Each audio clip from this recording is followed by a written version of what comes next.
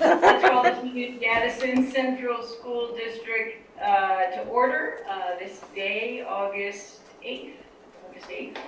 And we'll start with introductions. We'll do something a little new and different. I'll go, and then we'll have our other Zoom folks go, and then we'll hit the live folks on Charles Ave. So I'm Victoria Jetty. I'm Jamie McKellar. I'm Lindsay Hescott. Great, and then in the room, why don't we start with Suzanne, who's going to step in if my internet fails, or she's going to be my eyes on the ground. Suzanne Buck. Steve Orzek. Brian Bauer. Barb Wilson. Mary Heather Noble. Joanna Doria. Mary Gill. Peter Conlon. Peter Rose, Superintendent. Will Hatch, Technology Director. Chip Malcolm. Jen Newcedar. And Jen Kravitz, Principal of Mary Hogan. Nicole Carter, Director, Equity and Student Services. Caitlin Steele, Assistant Superintendent of Teaching and Learning. and that is all of us, Victoria. Great, thank you very much. All right, so now it's time for public comment. If there's anyone interested in giving a public comment, please either raise your Zoom hand or I can't tell if there's any public in the room. Raise your hand in the room and either Suzanne or I will call on you. No hands raised in the room, Victoria. Okay. How about on? I do not see any raised online. Okay, nor do I. All right, we'll move on then with a recommendation to approve the minutes. I'll make a recommendation that we approve the minutes. I second that. Great. Any questions, comments for the minutes? All right, all those in favor of approving the minutes, please say aye. Aye. Any opposed? Any abstentions? Suzanne abstains. Peter, Anyone else? Mary Gill, and Joanna. There we go. All right, thank you.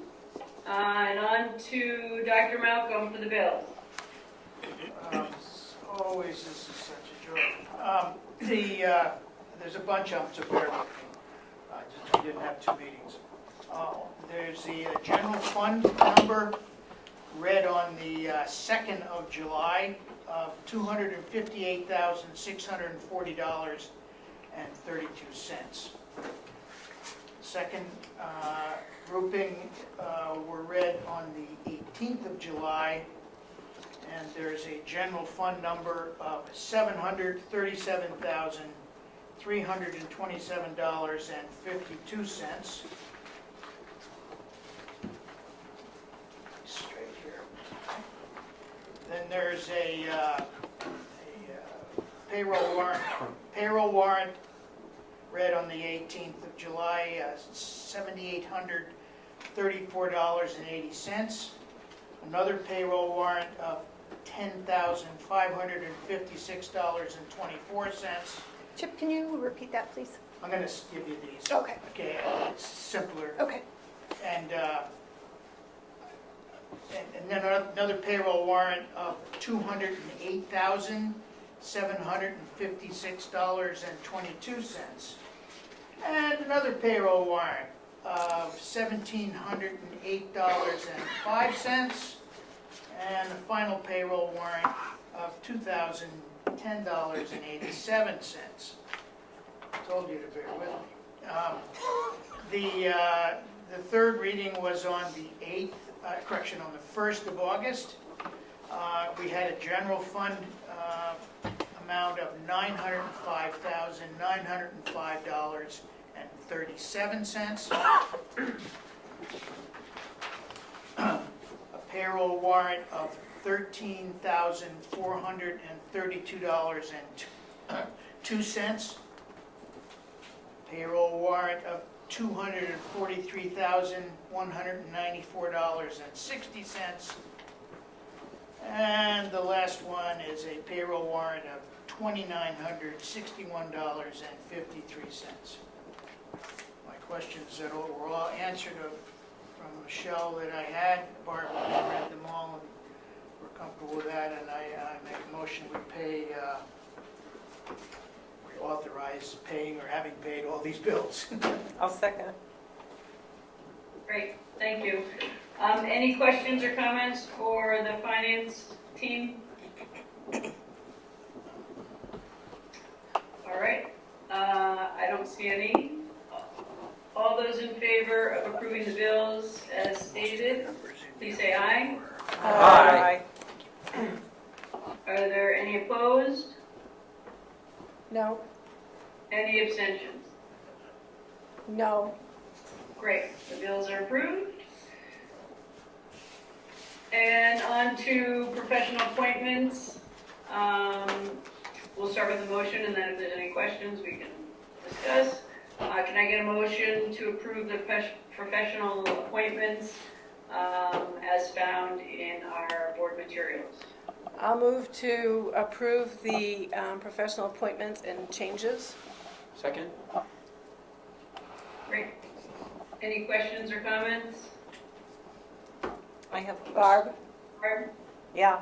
I noticed on here there's a new position. I think it's new, Dean of School Climate and Culture. I raised Oh, my hand. you were raised you were your trying hand to just go. now, He was trying to get me. Okay, good. I was going to just share about that. So we had our one-year assistant principal position open at Mom's, and went through an interview process, talked to a bunch of people, and through that process we interviewed Esther Charleston, who is, some of you may know her, she was on our advisory committee, she's on the Woodbury Select Board as well, and she had applied for the position. The team was really impressed by her, by what they felt like she would bring to the middle school with its focus this year, and which we've discussed previously. She was not able to get an admin license, so we essentially shifted that ESSER-funded position from an AP to a dean position. Those of you who were around a number of years ago remember that we used to have a dean at Mom's, maybe 6-7 years ago or so. So we have history there of having a dean, but I think especially with our co-principal model and having a dean, it was actually both co-principals were really excited about that, and we're really excited to welcome her to the Mom's community. So that's kind of the genesis for that position. Okay, thank you. Jen? Will it still be a one-year position? Yeah. Jen again? Just kidding. Why don't you just keep answering questions? I only was approved for one. You should say I have two. I wasn't sure if I did at the time, depending on the answer. Are there still some outstanding positions, like classroom teacher positions that are in the works? I feel like I know of one, at least one, that I don't think that I've seen come through yet. So I was just kind of thinking about an update in general of where we stand. And I know Shoreham had quite a few open, and are we looking okay? So I was going to do that in my superintendent's report. I can do it now too. You do. Why don't we get them, since there's a motion on the table, why don't Okay. we do it in your superintendent's report? Okay. All right, are there other questions? All right, we have a motion on the table, so all those in favor of approving the professional appointments, please say aye. Aye. Any opposed? Any abstentions? No. Great, professional appointments have been approved. And now, on to the report of the superintendent. Great. Here we are. Okay. So staffing, just to give you kind of an update from when we last met, there's been lots and lots of work that's been happening statewide. You've probably seen a lot of things nationally too. In my Google News feed, because I always follow these kinds of things, I keep getting articles about Minneapolis, this district here, this district there, scrambling to fill positions. So it's something that is definitely happening nationally. It's also really hitting Vermont as well. The kind of the din of this topic got so strong that Jeff Francis, who is the BSA executive director, kind of organized a meeting to bring superintendents together to talk about what are you doing, what's the impact in your district, what's the extent of the number of, what kinds of positions, how many, those kinds of things. So some of you may have seen, I was on TV, I think, about it last week or 2 weeks ago. We missed Apparently that. we don't. Sorry. No, It's summer. It's summer. Okay. Send us the link, we'll watch It it. Yes. wasn't great. They didn't take the best parts of this. They took this like weird. You know how when you say all these things and they take like, Yeah. what? You took that? Yeah. Anyway, total aside. But the statewide, in terms of like where statewide things are, I think there are some districts that are still looking for a number of licensed elementary positions, are really having to get creative around how they're going to staff schools. So that is happening in certain places. Franklin County is really hit. They tend to have a hard time because a lot of folks go to Franklin County and then go down to Chittenden County after they have a couple years of experience. That's kind of a pathway. I know Barry was particularly hard hit and had lots of open positions. We are, in terms of ACSD, I think did really well since we last met. We filled all of the positions, the elementary positions, which were kind of the last ones to fill in Salisbury, which was a late hire. Bjarke, when was that hire? Late June, but it took us a little while because of some stuff with us. So it was in July, kind of, that finalized. And then our positions in Shoreham, which we were kind of starting to strategize, if we don't fill these positions, here's how we might respond. So we have been able to fill all of those positions. You saw on the appointments today that we did have a late resignation. She left the state and moved to Massachusetts, I think. And so we are still, that is an open position, that PE position right now is an open position. Other than that, we have, as I've said before, we still have a number of paraprofessional positions that haven't been filled. Those are both general parapositions and intensive needs parapositions. We have talked a lot about this as a leadership team. We talked about it, we were in this room all day today, kind of doing mostly kind of operations work, and had a short conversation around how we might start to think about, if we can't fill all these positions, how we're going to kind of shift and kind of change things to support all students coming into the new year. And I've made it a priority to really try to help all of us focus on being grounded at the start of the year and giving principals the ability to do the work that they need to do, which is building community and being with people, and that's going to be a focus for the district this year as well.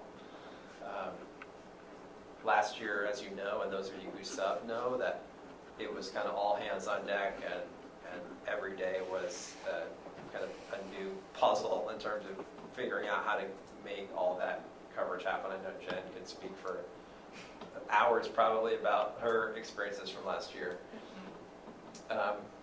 We have some special ed positions that are still open. That seems to be kind of a running thing. SLP2, school psychologist. So we have some positions that are still open that we're actively trying to fill. But I would say overall, other than our one-to-one para positions, which we would like to fill, and you all remember that the board did support an increase. We moved from $1 an hour additional to $4 an hour, which has made an impact. We're going to be pushing to get word out more. I was talking with Emily about maybe doing some kind of Parafair or something like that to get the word out. That may be something the board might want to take part in, be a part of. So I think we're in a as things are, I feel like we're in a good position right now in terms of staffing. Obviously, we'd like to fill all these positions, but Mary Heather?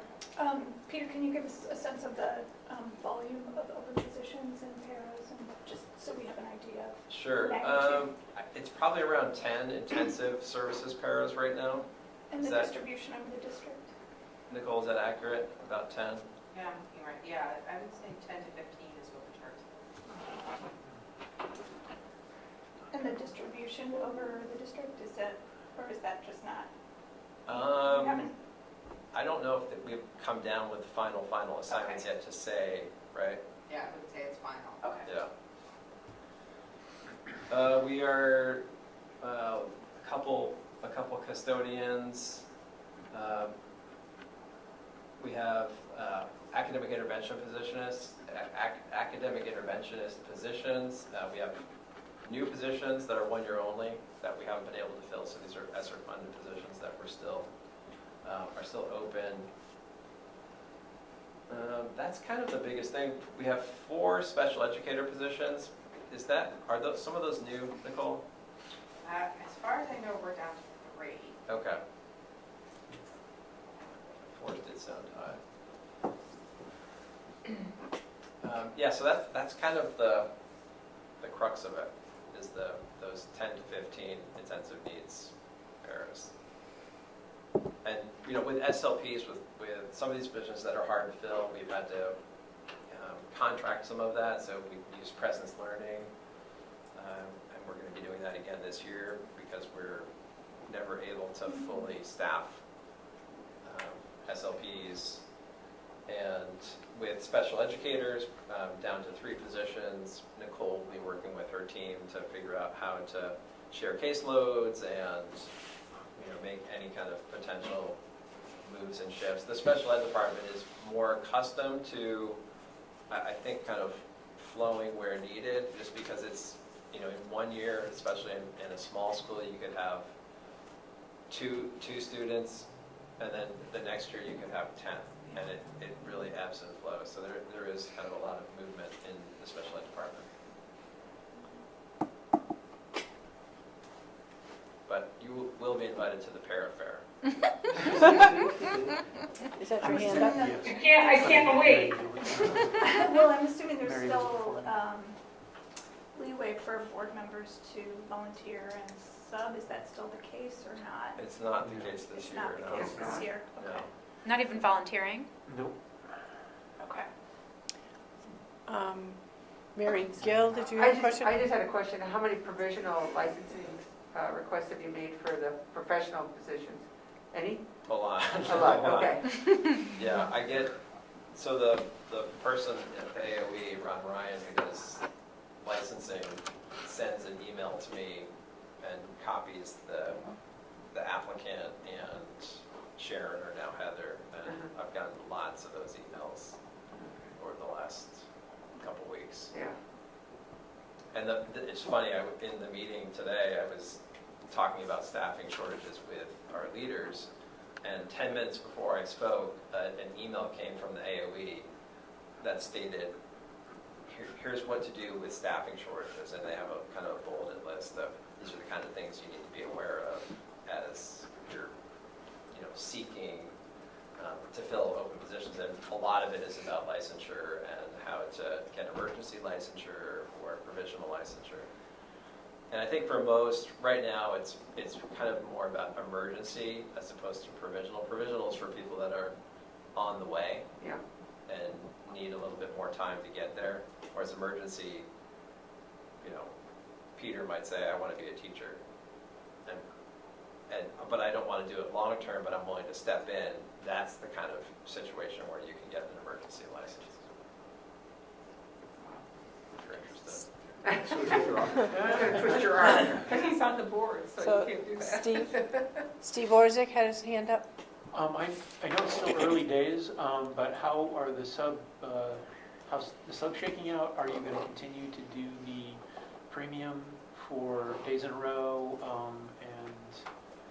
We are Because that could, planning on continuing that, that 1, 2, 3, 4, 5 day right, approach, which I think set us apart from other districts, and hopefully helped. It was kind of hard to tell sometimes. I haven't heard from Gail yet in terms of what the current numbers, other than just, she said anecdotally, she feels good coming into this year with the sub list that she has, and I don't know, okay. I didn't get any more specificity than that. Okay, because I know Bridport had a particular problem last year.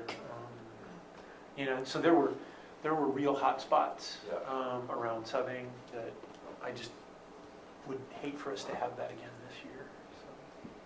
Well, and I haven't heard, I mean, you know, a lot of the increased need for subs was the, you know, need to quarantine and all that. And I haven't yet heard in terms of the state what I know the CDC is talking about some changes. I don't know what they are, but that will or will not impact, well, either way, it's going to impact subs and attendance for sure. So that'll be something that. But last year, I mean, the shortage of teachers and the shortage of paras was particularly stressful on the sub because you didn't have someone that would call a sub in. There were some people that dropped out, they burned out. Oh, yeah. So. Joanna, just a minute. Mary, was it your hand up again? No. Okay, so Joanna. I guess I just like clarity around the volunteering piece. So is that just something that board members aren't encouraged to volunteer before last year? Or like why? The ability to get paid is what I was talking about, not volunteering. Okay. Oh, okay. But I thought that was, okay, so you can still like drive for field trips and, I think so, yeah. I mean, I don't think there's anything, yeah, That would be my question too. yeah. and is that the no board members subbing, is that something the AOE didn't write like a waiver for this year? They last year said, you know, if you have, you know, if you want to apply for this to allow board members to, you know, be paid, then you can basically do that. And so we said, yes, we'd like to. And I think I sent all board members' names to the AOE. Got it. But it was I think it was part of like a COVID kind of response thing. But we can volunteer if, Well, I think historically, is that, Peter, in your recollection, is I that? never remember that being any problem. Yeah, I don't think so. yeah, okay, cool. No. I don't see any more hands up, Victoria. Can I keep going then? Sure. Yeah. You keep going. Okay, keep going. So in this vein, just talking about what we do to support teachers and support incoming teachers, something that we've been talking a lot about, and Caitlin has been leading a group. She's been in charge of our induction model for a number of years, right? 5 years, 6 years. This is my 7th year. So all years you've been here, right? From day one. And so we've got an exciting new model that's been kind of co-created with teachers and administration. Do you want to share just a little bit about it? Sure. So we have had, all of the time that I've been here, a one-day orientation and a sort of minimalist mentor model where our mentors have earned $700, been assigned to mentees and asked to support them, but not with a lot of structure or teeth to that. And every year, we've had a mentor coordinator from the faculty. It happens to have been a high school person every year I've been here, 3 different ones in the last 6 years. And every year I've connected with that person and said, we really need not an orientation, but an induction model. And every year there's been, yes, absolutely. And we've just had a lack of sort of time, funding, focus. So last year, that obviously became very important to us, to really strengthen our new teacher orientation and induction model and our mentor program, to create a better sense of community, to create more coherence in a year-long warm welcome and hopefully to really support staff retention over time. We had a little bit of extra money in Title II at the end of the year, and so I wrote a small grant investment to pay ACSD staff to come together and imagine a better model. And the interest in that was really exciting. We had, a small group of about 8 people come together on the last teacher day of the year at 8 in the morning, excited to tackle this. We had 3 people from the elementary level, 2 from the middle level, 2 from the high school level, plus some of our coordinators. So it was a nice team. They spent an hour or 2 just putting heads together, generating ideas. And then it was 5 or 6 of them that we actually put on MOUs to do 5 days of collaboration in June, because we had to spend our Title II money before it evaporated at the end of June.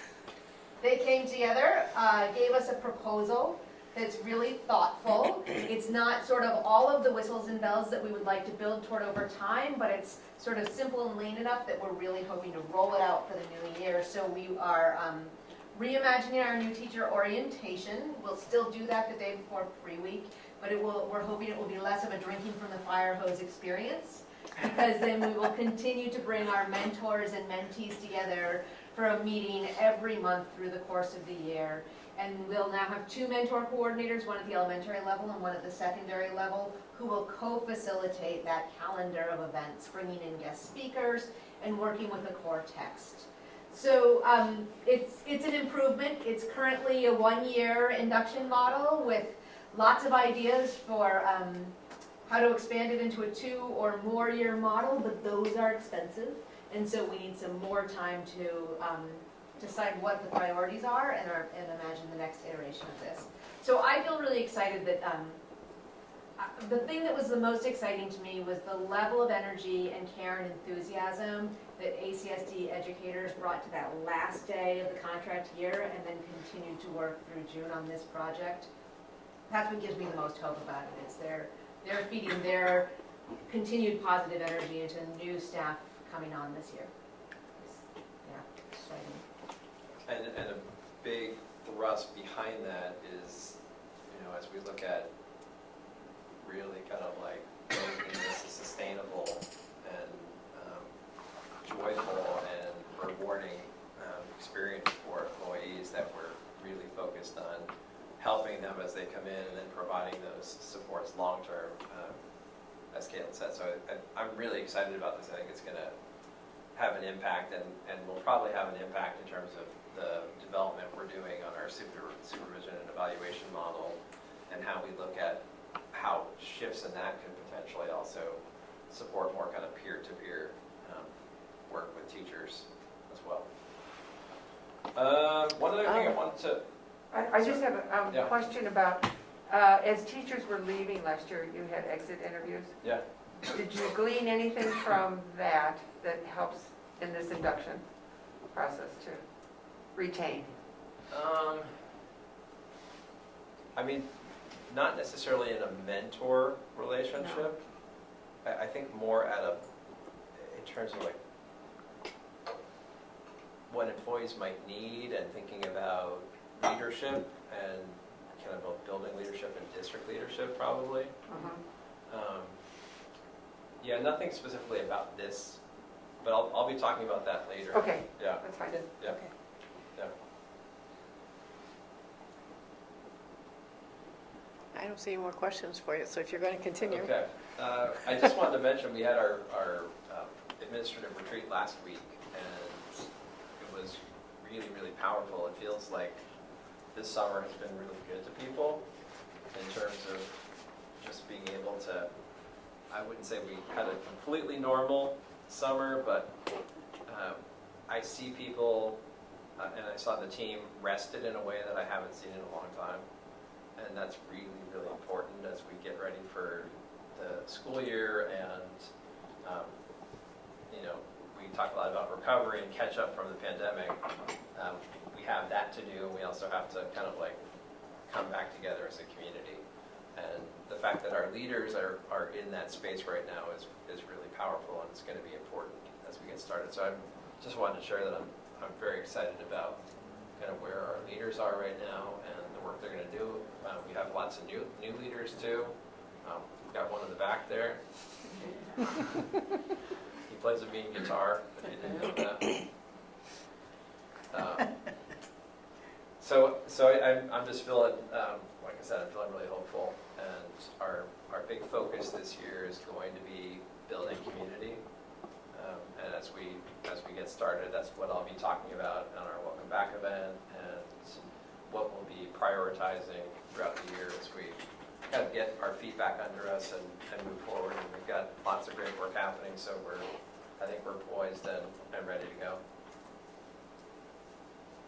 Barb? Yep. Couple questions. First, the welcome back, Yeah. when is that?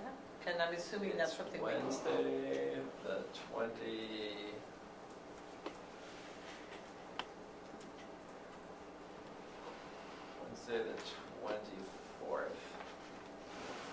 And I'm assuming that's something that we can attend as board members. Oh, yeah. The invitation is always Yeah. goes out. Cool. Yeah. I enjoyed, that was Yeah. really interesting last year. It was Yeah. helpful. The other question I have, when we were looking at some of our results, especially in math, we talked about part of the issue is that we no longer have a math coordinator.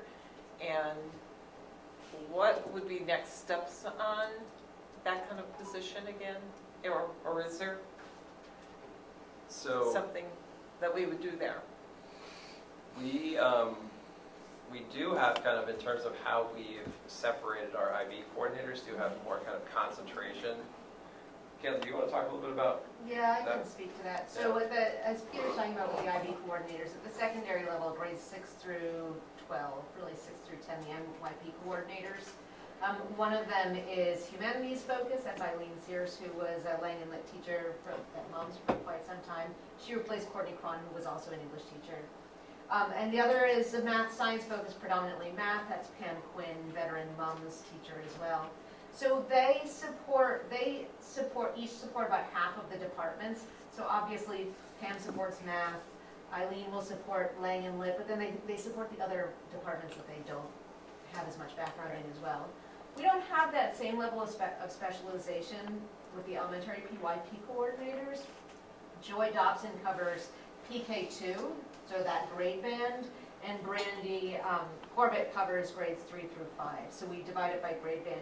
They both have a lot of experience in math, but it's not their job to be the leads on that. The last time that we surfaced the idea of a math coordinator was in our ARP-ESSER public spending plan. And when we put that out for stakeholder engagement, and that even before it got to public comment, the pushback that we got, the resistance that we got, was not to have any more away from student leadership roles, and instead to emphasize student-focused roles. And so we turned it into a math interventionist position, and that's what ate that funding up. So if we want to have a conversation about coordinator, I mean, it's possible we could reconcile our ESSER grants in September and find that there's some money and we could pitch the concept again. I'm not sure that we might get the same kind of resistance that it did before. So I guess that the next opportunity would be to look at it in our budget cycle if that's a thing that feels like a top priority. We don't have one person who's a math expert working the whole continuum of support for the district. Yeah, because if I recall, Jessica Lynch used to be Yeah. that person, right? And then she became a was, And then- coordinator. Exactly. In Right. fact, I met her way before I was involved in this, and I was intrigued what she was doing. And it seemed like during that period, our math scores at the elementary level looked, and then they've gone down. And so, The professional development that the district was investing in for math, when Jessica was in that lead role and playing a leading role in that work, was really powerful. And those teachers who were there then still remember it and still talk about it. yeah. So I do think that it would be valuable to revisit that at some point. And Yeah. also, we can't actually do all of the things at Oh, once. I know. So. Yeah. Caitlin, can you speak a little bit to, I feel like there's a disconnect if you're hearing from teachers that they prefer positions that are dealing directly with students, which I understand, but yet those who've experienced having a math coordinator pine for those years. What's, I'm not understanding where the disconnect is. You know, we have a lot of different conversations and hear different people's voices in different contexts. And so in one context, teachers will remember fondly some really powerful professional development and wish we could go back to that. And then in another context, teachers will, and not just teachers, but all sorts of members of our community, will recognize a real need to get direct supports directly to students who need them. And I think that those voices are in tension with one another, and sometimes one rises to the top versus the other. I don't know that we have solved how to scientifically analyze competing voices in our community. But both of those things are real. We really could use more coordination, and we really could use more direct services to students. And so at this point, the wind seems to be blowing in the direction of emphasizing more direct support to students. And what we're talking about here too is public input on prescribed federal dollars, right? True. You know, I think as we do budget development and we think about, this is especially true once the ESSER funds are dried up, we'll be really like putting forward our recommendation of these are the positions that we think we really need to keep. These are the ones that we're going to have to let go. You know, we've been adding positions here that aren't general funded, and it's going to be somewhat of a stark reality when those positions are all of a sudden not funded anymore. And I think it's understandable that right now people want to hire positions to work with kids, because we see that over the last number of years, there's so much need. You see that. So I think it makes sense that that's where the public, that's where our community feels right now. I think as we look ahead and we look at what the needs of our students are, and again, this is something that I think you have to do anytime you're hiring a coordinator or an administrator or any kind of position like that. We really have to share what the impact is over time, and the fact that the system requires that kind of support to continue to grow. That without that, you just get kind of this organic, siloed approach, which, you know, as we know, is really haphazard. And if our focus is equity and bringing all students up, we can't just hope that it works out. So anyway, I think that's something that we'll be talking about and thinking about, and what's the next kind of iteration of all of those kinds of positions, because we have the literacy coordinator right now, which is ESSER funded. We've got an after-school position that we haven't been able to fill, that's ESSER funded. We have, what's the other coordinator position? Is there one more? We had an SEL coordinator that we did not refill. We've got a pre-K coordinator in the grant. Yeah. But I also, can I add one more thing about that? We would struggle to, we would not be able to do the level of investment in math PD now that we did in the past, because we have other things that we've really prioritized. So literacy is getting a very large focus over a few ESSER funded years. We're also really investing in responsive classroom and restorative practices, responsive classroom K-8 and restorative practices 9-12, to really rebuild that sense of community and connection in our schools and that foundation for positive behavior. So we actually have, and we're really working on strengthening our multi-tiered systems of support with a focus on response to intervention. We've got big things that we're going deep on, that RTI and MTSS, those acronyms, they should help with the math challenge. Not in the same large-scale way that the best practices in math did about a decade ago.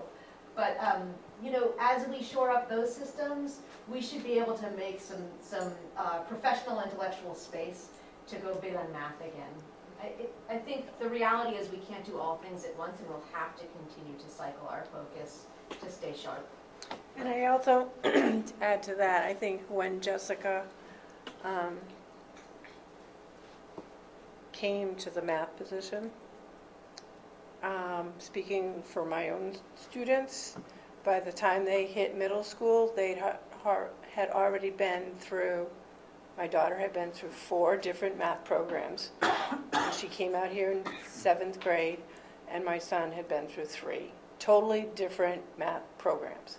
Like, they bought the whole thing in new, they started it, ran it for a couple of years or 2, and then switched to something else. So it was like they constantly kept changing. And so when Jess took the position, there was a lot of PD involved in trying to get a math program to continue on a continuum and not just keep And switching. that program is still in place. Is Bridges still? Bridget is still the K-5 math Yeah. program. And so we must have some in-district sort of leads or experts on Bridges, so there's sort of probably internal professional development for new teachers and to support teachers. I mean, I know of one that I'm friendly with that, Well, there's a handful like of she them. does that as like a side job in the summer in other districts as well, so.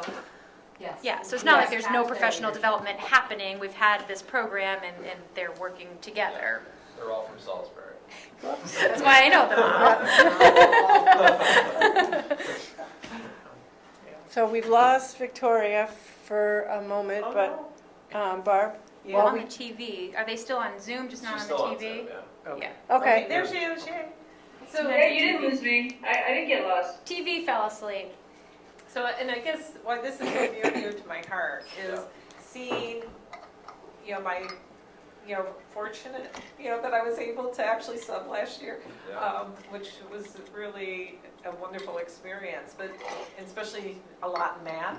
I just feel that if you can't pull up the elementary, right, you'll see more of what I saw and the diversity and in the class, and some kids struggling with 3rd grade, 4th grade concepts, even though they're an 8th grader. It just broke my heart, and so I'll probably always kind of harp on this because it's Great. Yeah. near and dear to my heart. It's important to keep it. It's yeah.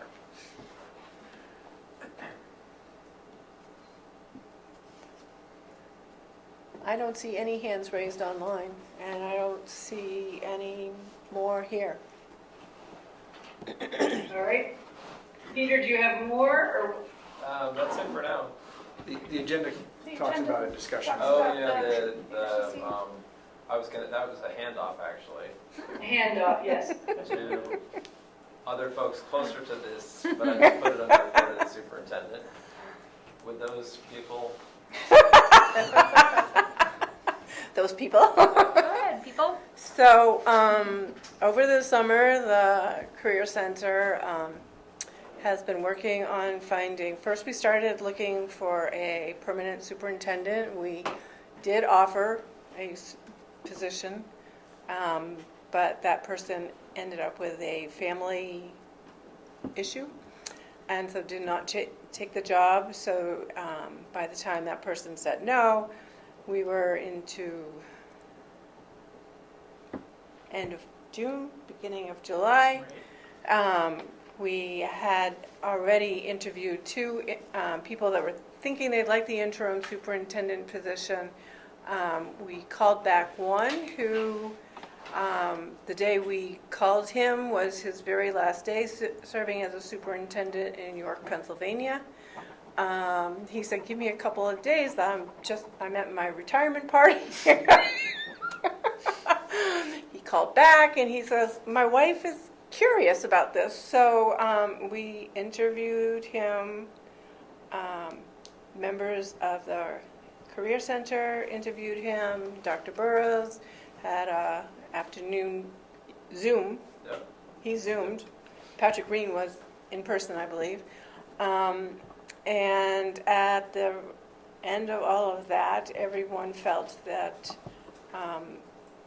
we should reach out to this person and see if he was interested in doing a 1-year interim. Back and forth, back and forth, back and forth. No housing, sort of housing. Well, we got housing, but oh, wait a minute, the person that has the key to the house isn't available, and so everything is sort of, fingers crossed, fallen into place. He has a place to live starting August 15th for a couple of months, then he's moving to another place. Dan French has given him his blessing but he has to have his license by September 30th. He'd already applied to the licensing board. Like in July he applied, so we're hoping that the licensing board can get things done before September 30th. If not, then Dan says, I guess, see ya. I don't really know. I've never been in that boat before. So, Get an extension. or something. So his name is Dr. Timothy Williams. Has several, quite a bit of superintendent positions behind him. He's got career work behind him, so he's very well thought of in the communities that he comes from. And I think he will do quite well as an interim person for the Career Center, and we will send the search out probably the end of October, get ahead of everyone else.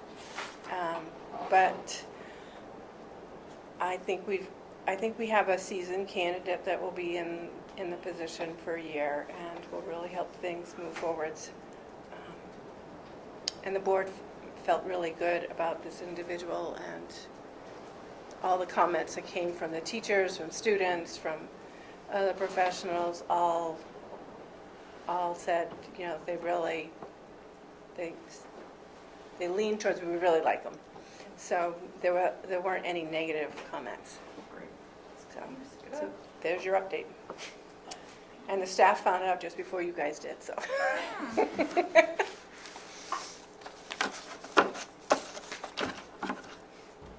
Peter.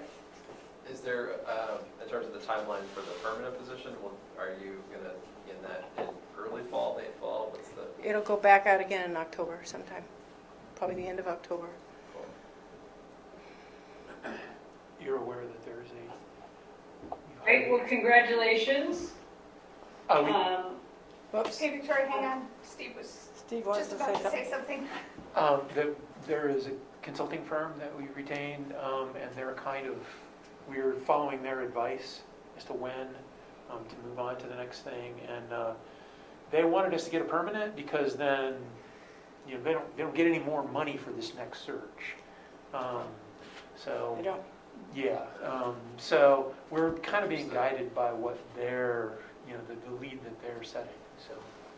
But they'll also be with us, so they'll help Right. set goals for the first year. They'll be with the board and, the interim for this year, they'll be with the board and the permanent all of the following year, and then probably for another full year after that, because they really want to make sure their candidates are successful and that they work well in the districts that they help place them in.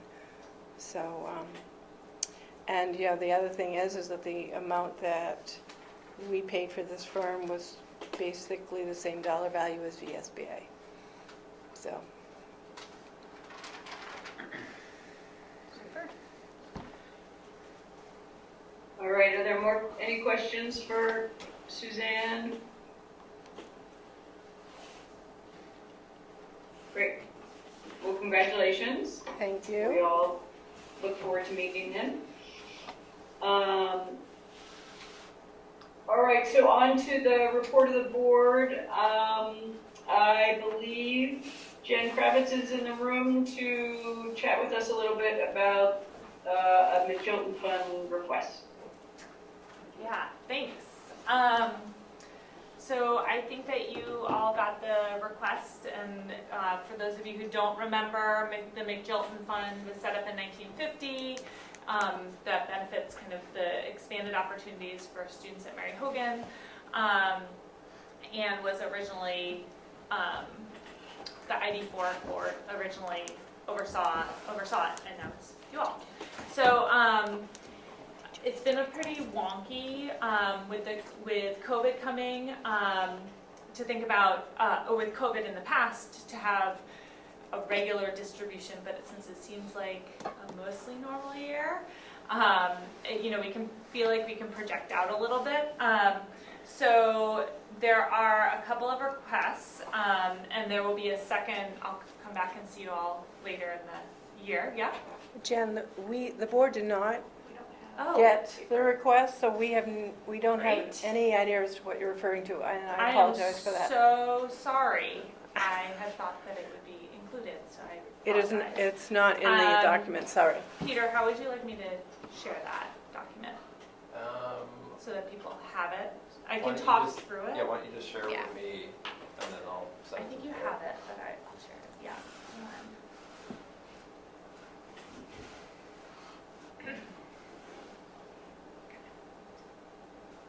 So I can talk through it, and Peter will share it with you. So I apologize, and thank you so much for letting me know. I was looking for it. I Yeah. didn't Yeah. think I missed it. No, Sorry. Did you send it to Heather, or? Yeah. Okay.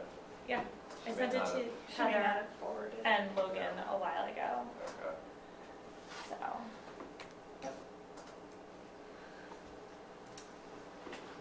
Let me know if you, do you want me, Victoria, would you like me to? Yeah, why don't you just keep going and Sure, we can get it? I just you know, sent just- it. great. Okay.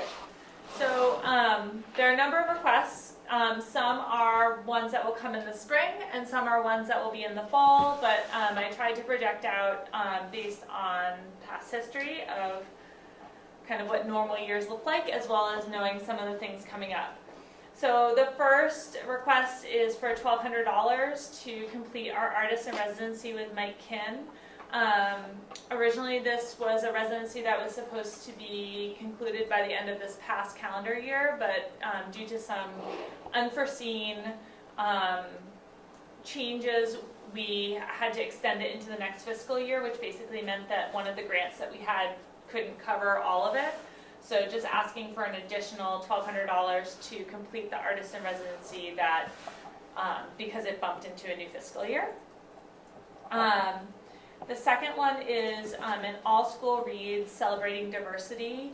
This is this came out of the work that we've been doing over the past 2.5 years around anti-racism, anti-bias, and this was a proposal by 2 Mary Hogan teachers that's based on what has been going on in South Burlington, and it will be a year-long project where each grade will have one read aloud, the whole school will have one read aloud each month, along with associated lessons around inclusion and diversity.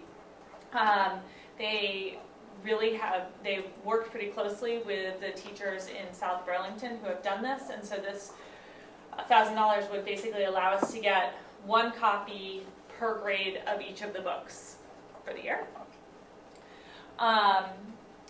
And it's a model that, again, we're trying and we'll tweak along the way, but it's really kind of staff passion that brought this to the fore, which is pretty cool. The rest of the grants proposals are just ones that the board has seen before. Funding for Shakespeare at Elementary, $3,500, with the hope that we can do Shakespeare in the fall this year. That ask is out to Lindsay Pontius, but the idea with the 5th grade teachers really saw the team coming together and wanting to have that experience in the fall. $6,000 for PE experiences. Some of those are a little amorphous right now because it will depend on whether the college will allow us to use the pool for swimming, and that will just, depending on that, will influence what the PE experiences are, but the idea is that there are additional PE experiences per grade. The Town Hall Theater experience, $3,500 to allow K4 to attend a show at the Town Hall Theater. We usually work with them on that, and I haven't yet done that because I wanted to make sure the funding was there. And then about $1,900 for Keewaydin. That's a rough estimate. There may be some adjustment in that. 19,000, thank you. 19,000, an extra by a factor of 10. And that is based on their, it's like $285 per student, and we have about 65 students in the 5th grade. And that would be in the spring. So the total request for the fall is $34,200. The available cash is more than that, so $45,993.91 or 71 cents. So you'd have about 11,700 left. And the annual distribution generally comes in March, if I'm remembering correctly, and that would be an additional $40,000. So, I'll move that we approve the general fund request. Question before you move. Well, we can second it, and then we go to questions. I'll Second. second. Okay. I think that if I mistake, just let me know. I think that the books that were mentioned in terms, I think, was diversity. I think is an issue that these books need to be reviewed before this is implemented. I think that parents might have a view on what they want their students to be introduced to. And I think it's very important for the board to know what these books have in them that these kids are going to be learning about. I'll make a comment on that. I have grandchildren in the South Burlington School District, and they're elementary school students and going into middle school, and they talk about these books, and they seem, to me, I'm very heartened by the fact that they get a very open and empathetic view of various diverse people in our community. So I'm thrilled to think that you were following something that has been positive in that community. Once again, this is a different community, different sets of parents, different sets of kids. And I'm sure that when it was first implemented in Burlington, that the parents might have had a look at what those books were about first. so I will say that we have learned from South Burlington and have taken books, not just like taken a whole year. This is the third year that they've done it, and they've refined over time. And then I know that there's like a selection policy that you all just passed. Julie Altimos, who is our librarian, who knows a lot about the selection policy because she selects a lot of books for Mary Hogan, has seen and has reviewed the books, and has actually already taught some of the books in her library lessons, or teachers have said, oh, I already have that book. So it's not necessarily books that kids have already read, but some have read, and so that's, I just want to assure you that like the books have been reviewed by the librarian as well as by myself. And there's Once again, I think when the discussion was made here before the board in terms of book selection, I objected to the fact that one individual would be making the choices and the parents would be left out. And I would still voice that objection. But I think what you're doing is great. Mary Heather? Well, I would respond to this as well. I think the fact that some of these materials have already been incorporated into curriculum, we've not heard any complaints. They have been vetted by our librarian who works in coordination with the teachers and I presume other librarians, especially the South Burlington district.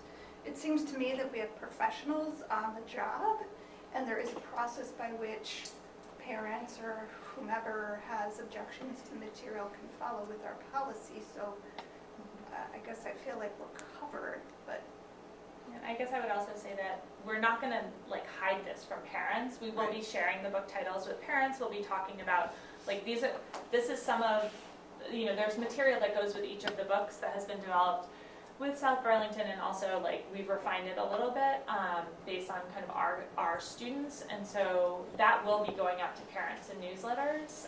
That's excellent. So it's not like we're doing this without telling parents. Great. Jen? So these are all great things, and it's awesome that you have this funding to do this. And so just with like my sort of equity in the district hat on, and just thinking about shared experiences that all elementary school children get a chance to have an opportunity to participate in. I'm just wondering if at the leadership level there's been conversations about some of these types of capstone events like the Shakespeare, like Keewaydin, and rather than funding individually with, either, fundraised funds at, I know that we worked really hard at Salisbury to get those kids to Keewaydin every year, and maybe there are some schools who can't do that. If that's something that we wanted to try to incorporate at the budget level, and maybe as a shared experience for sixth graders now that they're all at the middle school together, or things like that. And just, not that I don't want to approve this, it's just making me think, wow, how lucky that you have 19,000 at your disposal when we are bake sailing and hustling for every nickel and dime to get those kids to Keewaydin. Yeah, it's something We that don't have that. Yeah, and some don't have it. I didn't think some did. I think we had 6 or 7. I think we did, and that's unfortunate that one didn't get a chance to go last year. Yeah, And it was just a conversation I had with a fellow teacher this weekend at a family party Yeah, that made me think about it. So yeah, it's something that we're talking about, and as you know, like these funds are Strictly for Mary Hogan. I don't know if it's even possible. No. No, I don't think this funding is, but as a school board, we could, and if Absolutely. leadership felt it was important, we could incorporate it into our budget as designated funds for certain activities if we felt like they were important enough that every school is trying to do them. And we've up to this point, we've been kind of helping and supporting schools that want to do those things. So, we kind of like at the central office try to help in, financially in ways that we can, making that happen. And these are the kinds of things that I think all elementary principals, Keewaydin is, as an example, is like a real kind of seminal and really powerful experience for kids. And, because we had 7 different elementary districts, we've been unified for 5 or 6 years. We're still kind of like in this process of like, as an elementary group, like what are the things we are all committed to? And right.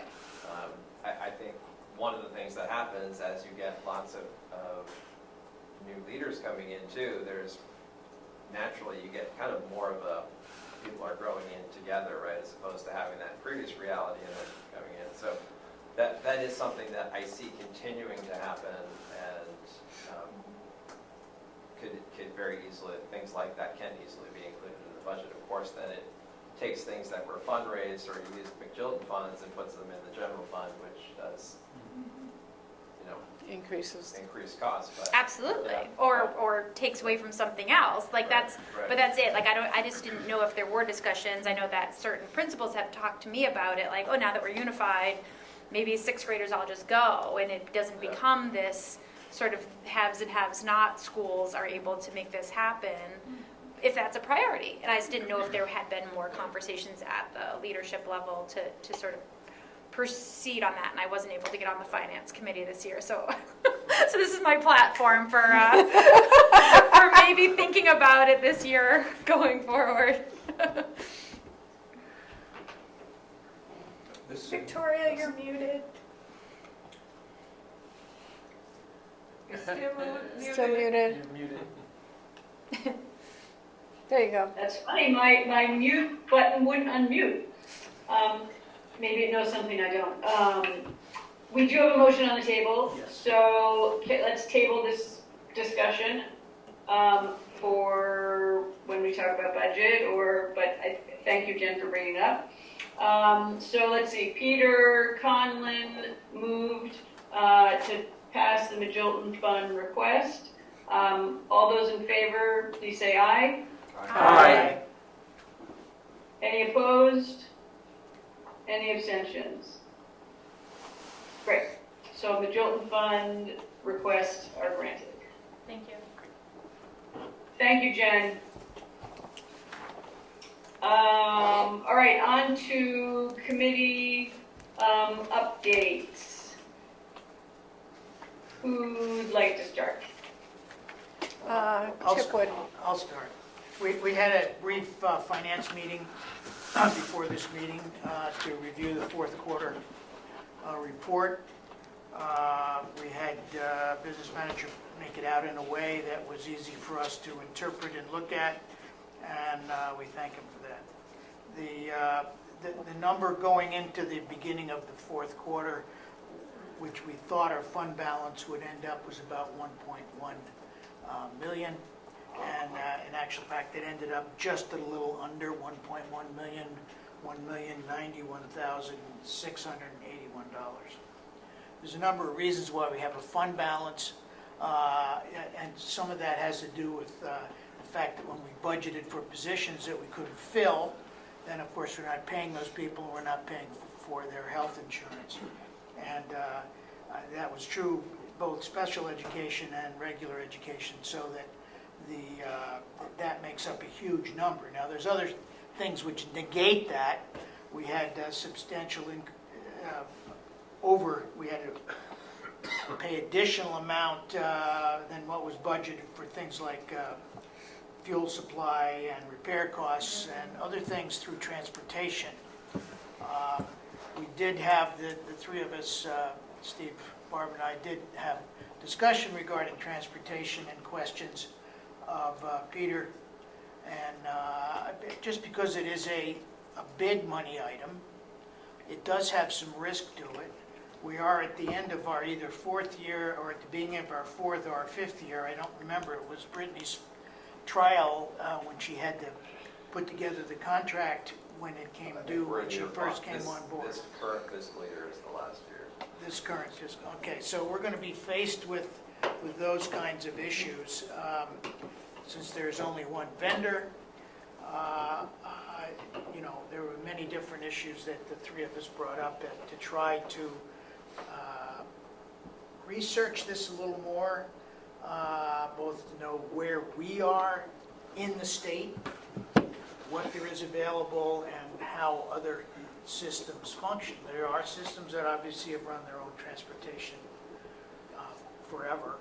We gave that up a long time ago for the right reasons at the time, but times change. And now we've got huge systems that basically have monopolies or are the only vendors. So that's not going to change anything tonight, obviously, but I just bring it up because it is a component. But the reason we're, have the fund balance because, most cases, because of staff and benefits that did not have to be paid out. Luckily, it's that way and not the other way that we had to deficit spend, which we never want to do. So. Thanks, Chip. Anybody have any questions for the finance team? Brian? Yes. It's gonna get worse. The transportation issues are gonna come worse, not just because you only have one vendor, but because there are fewer drivers going into that particular occupation. A lot of them are older, and there's going to be some retirements. The company is a tiny one in comparison to STA, which is a huge corporation. So it's not always getting what maybe you people would like them to get in terms of buses and things like that. And the other issue that's going to come up is that if this board is looking at the possibility, especially in the outlying elementary schools, of getting these kids out and seeing parts of the world beyond Addison County, you're going to have to increase that budget. And I offered a couple of possibilities. Some had to do with individual community fundraising. Some had to do with the purchase of some vans that could be utilized by schools. And it also might be purchasing a couple of buses, because what was happening this year, and I was part of it, was that there were not enough drivers, not enough buses for everybody who wanted one. That meant that things that were requested never happened. And it's not going to get any better. Well, I'm not saying it will. No, what we were pointing out is that's one of the challenges, not just for us, but for everywhere else in the state, is to figure out how to manage finance and find people to work in transportation. It may be. One of the things that you probably don't know is it's a very onerous process to get a license. I think what we just wanted to bring up was it's something that we're looking into. We didn't intend for it to become a whole discussion on the board because transportation is incredibly complicated. And I think right now, we just saying, we're asking the administration to do some work in that area. That's good. So, okay. And you need a little bit more information than you have at this point, but that's up to you. Okay. Thank you. Mary? Yes, our policy committee has been on a hiatus since May or early June. And I heard back from almost everybody on the committee that everybody's available for our regular meeting in 2 weeks. So we'll update you once we get there. We're still trying to knock off some of the policies that need just updating. And then we have a couple of new policies. And thank you, Jamie, for reminding me about the public comment policy we took on. So. Thank you. Mary Heather? Yes, so the Communications and Engagement Committee met toward the end of June to quickly get out, well, we had issued communications to announce the release of the Facilities Master Plan report. That went out in the Addison Independent, it went on our website, it was in the district newsletter. And we also sent out notices and distributed copies of the report to several locations, town offices, libraries, schools, and pre-K program centers. We also put out a board update that went out in, I think, sort of mid-late July. You all should have received a copy of that update that included updates from all of our committees. An acknowledgement of kind of staff turnover and what we're working on and working with our superintendent to address some of those issues and let's see what else. Also, as part of the release of the FMP report, I hosted 3 virtual office hours. The first one, Jamie kindly joined me, but nobody else did. So nobody has come to the virtual office hours. It was something that I felt was important to offer just in case someone had questions. I did end up scheduling an alternate meeting with Hugh McLaughlin because he couldn't attend one of the office hours. I still think it's something that we might want to consider as a board, so our committee will still be chewing on, how we might offer easy, informal ways to connect with our community. And we just look forward to welcoming Mary to our committee, and those are the things we'll be working on and coordinating with all the other committees on what y'all need to communicate. Great. Thank you. Jen? Good effort with the office hours. I think it's a creative idea, and at least you put it out there and put made yourself available. So good idea. Facilities has been pretty busy actually. We'd been meeting I think every other week since since our last official board meeting. We received an overview of the middle school and the high school facilities assessments, and went through them with the consultant as well as with Bruce to kind of detail. Sorry, my child is golfing with the thunderstorm, so I'm like blowing up over here. And my husband and I are like, "Are you in touch with them?" And the other parents know. So we're okay though. But I just had a hole in one. I know, but the hard stuff's not going to come down for a while. So I just want to make sure my child's not struck by lightning. Anyway, so we've received the information, we've looked over the information, we have a lot of questions about that information, and because of the extent of the anticipated facilities needs, just like maintenance needs, at the most basic level, it felt like we needed to explore what a bond might look like. And so Logan prepared that information and shared that with our committee at the last meeting. And at this point, we feel like we have information that needs to be shared with the full board. And so Victoria was going to look at the board schedule and see when we might fit in and talk about how to sort of present that information to the board to discuss next steps. Anybody else have anything to add? I'm sorry. No, you're good. I was just asking if anybody had anything to add, but you do, because you know the next step. No, I was just gonna say, so, yeah, that'll be in one of the next few meetings. I'll touch base with you, Jen, on timing, shortly. Perfect.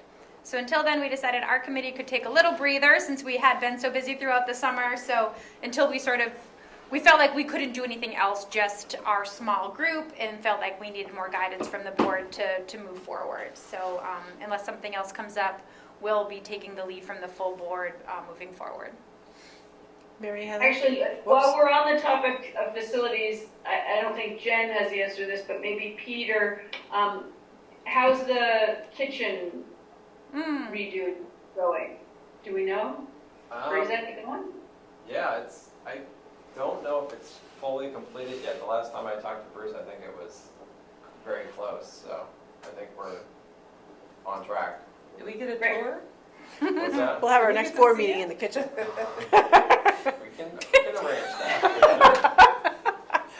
Mary Heather? That'd be terribly exciting, but. Victoria, I've got a question about just kind of coordinating the presentation and information from the facilities committee with the equity strategic planning work and kind of how that's gonna be braided in the future. Do you have a vision about which comes first, or kind of how we might look more holistically about these?